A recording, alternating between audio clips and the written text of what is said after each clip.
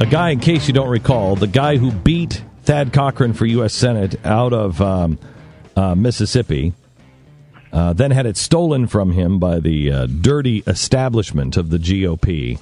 In some of the, it just was horrible.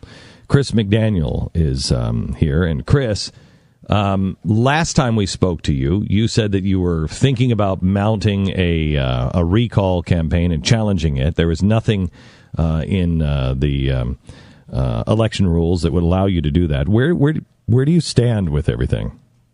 Well, we still are in a position of challenging. Right now, presently, we're seeking information still from all of our courthouses. We have 82 counties in the state, and still today, there are 22 of those counties that really have not cooperated with us at all. So once do they have a information, we'll be filing something. Do they have a responsibility? Do they have to? Or are you just looking at our computer files went down with the IRS?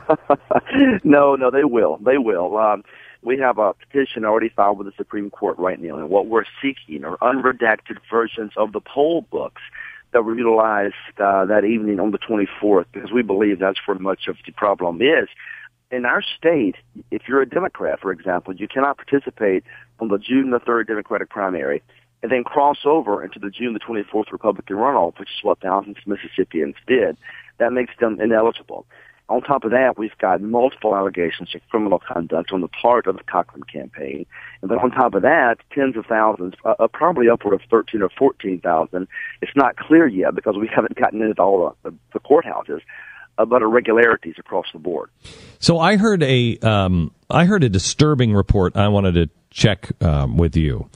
That what's really happening here, because we looked at Thad Cochran and thought to ourselves, this guy is not fit for office. And I don't mean that cruelly. I don't mean that. I mean, he's whatever you want to say about him politically, but doesn't even seem to be aware of what's going on. He is past his prime, and that's being kind.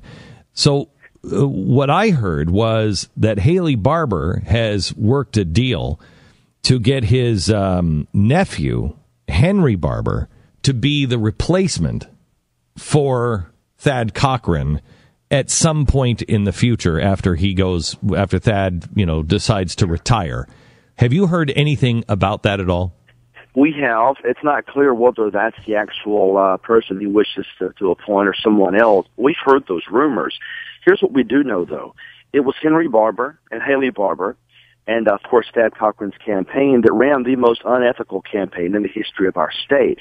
They race-baited in the worst possible way. They used race in ways that are absolutely despicable. And those types of things should not be taking place inside the Republican Party. The problem we've had is that Republicans across the country, but particularly in Mississippi, have been silent in the face of this unethical activity. There's no place for that racism in this party. There's no place for race baiting in this party.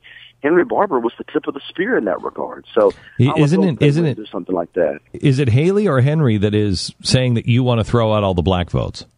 Oh, that's ridiculous. It's actually, I hear it from Henry mostly, but I'm sure it's Haley as well. And that's absolutely ludicrous. This has nothing to do with race. This is about ideology.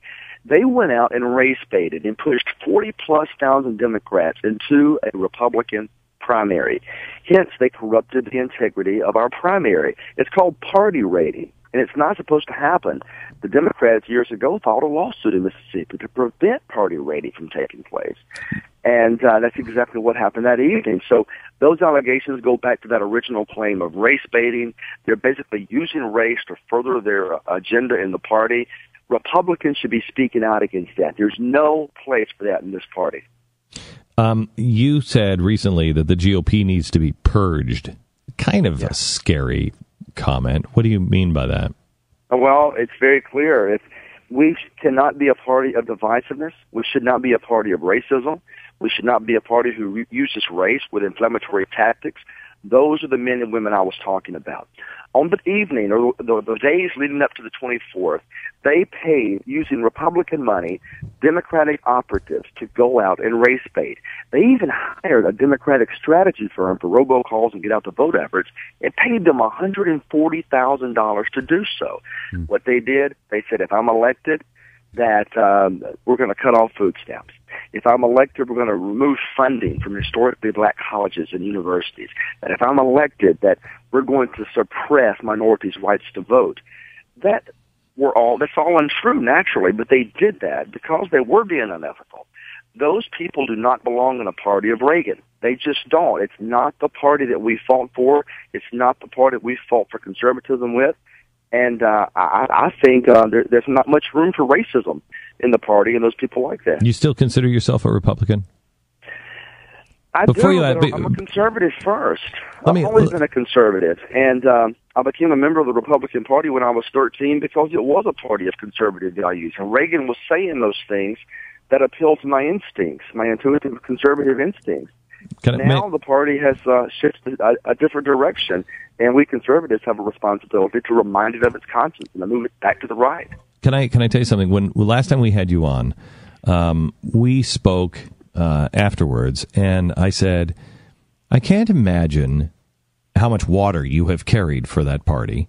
You've been a loyal GOP guy, and you have been in the party and you've carried the water. I can't imagine how betrayed you must feel, where you thought these people would be your friends. You thought these people were your friends. You thought these people believed in something.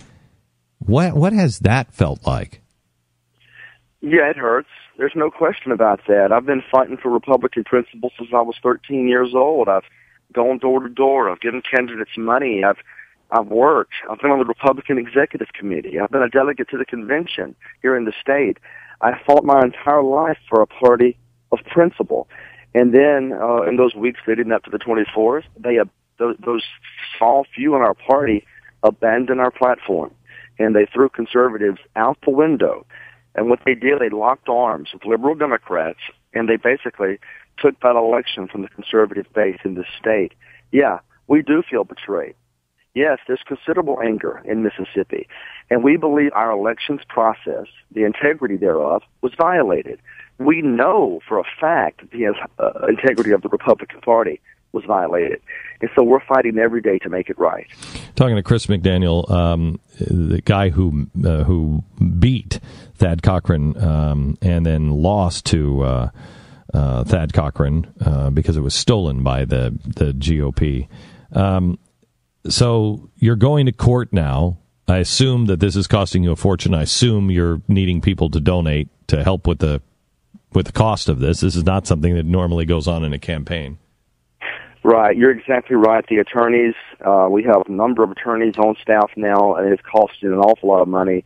We've also got people that are fighting, that are volunteering across the state, even folks from out of state. There's a young man named Charles Johnson that's been writing about this a lot on his Twitter blog or his Twitter feed. So tons of people volunteering, but yes, we have to take care of our lawyers, and we have to take care of our paid staff as well. Chris, there's I've heard that this may be resolved by Tuesday. Is that accurate? Resolved, yes, to the extent of something being filed. I think that we're looking at filing something within the next 2 to 3 days. And what will happen, Glenn, we will have to file first with the state executive committee, the Republican Executive Committee. We're asking them to provide us a hearing and to do it in public, where everybody can see and watch this all unfold. And will they do that? If they choose to go another route, we'll have to go to court immediately. How confident are you that this is going to come to a good conclusion for you? I'm confident. We have a tremendous amount of evidence that's been gathered. We know there were thousands of improper or ineligible crossovers, and on top of that, we know at least 10,000 right now irregularities occurred. There are problems all throughout the elections process. We have to preserve the integrity. We just want justice. That's all we're asking for at this point. It's just justice. All right. If you'd like to be involved in this, if you'd like to help, you can go to McDaniel 2014. Is that where you're taking donations? Yes, sir. That's the website, just McDaniel2014.com. And any help would be much appreciated. Any volunteer assistance, indeed, physically speaking, in Mississippi would be much appreciated. And what kind of volunteers do you need? What do you need them to do? Go to these courthouses. We've had hundreds doing the research, but likewise, we need ears on the ground. If you hear of anything unusual that occurred on the 24th or anything unusual that occurred in the weeks leading up to the 24th, reports of the wrongdoing will be investigated, every single one. Okay. McDaniel2014.com. McDaniel2014.com. Chris, I appreciate your time. I appreciate your willingness to continue to fight. I honestly appreciate your willingness to come out and say, hey, I served this machine for quite some time, and this machine is dirty, and we have to fix it. And I thank you for being who you are and not being somebody who has... You don't sound angry at all. And, Chris, you have every reason to be angry, and I appreciate that. Yes, sir. Thank you, Glenn. Thank you. I appreciate it very much. You bet.